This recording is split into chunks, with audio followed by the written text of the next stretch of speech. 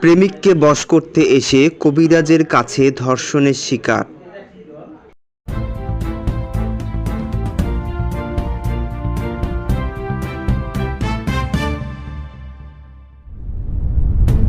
ধর্ষণের ঘটনায় করা মামলায় মঙ্গলবার রাতে ছালাম নামে এক কবিরাজকে গ্রেপ্তার করেছে পুলিশ। মঙ্গলবার বিকালে ধর্ষণের ঘটনাটি ঘটেছে উপজেলার চৌহাটি এলাকায়। পুলিশি জিজ্ঞাসাবাদ শেষে বুধবার ওই কবিরাজকে কারাগারে পাঠিয়েছে পুলিশ।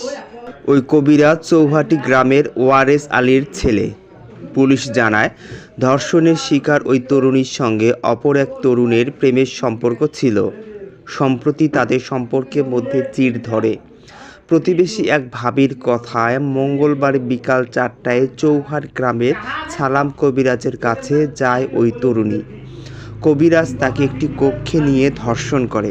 ধর্ষণের বিষয়টি কাউকে না জানাতে তন্ত্রমন্ত্রের ভয় দেখায় কবিরাজ। পরে তরুণী কাওয়ালিপাড়া বাজার পুলিশ তদন্ত কেন্দ্রের ইনচার্জ পুলিশ পরিদর্শক রাসেল মোল্লার কাছে ওই কবিরাজের নামে অভিযোগ করেন। পরিদর্শক রাসেল বিষয়টি ধামরাই থানার ওসি দীপক চন্দ্র সাহাকে জানালে একটি মামলা করা হয় কবিরাজ সালামের নামে।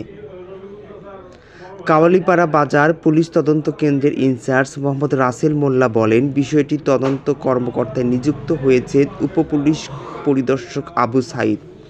ডাক্তারি পরীক্ষার জন্য ওই তরুণীকে ঢাকা মেডিকেল কলেজ হাসপাতালে জবানবন্দির জন্য আদালত পাঠানো হয়েছে।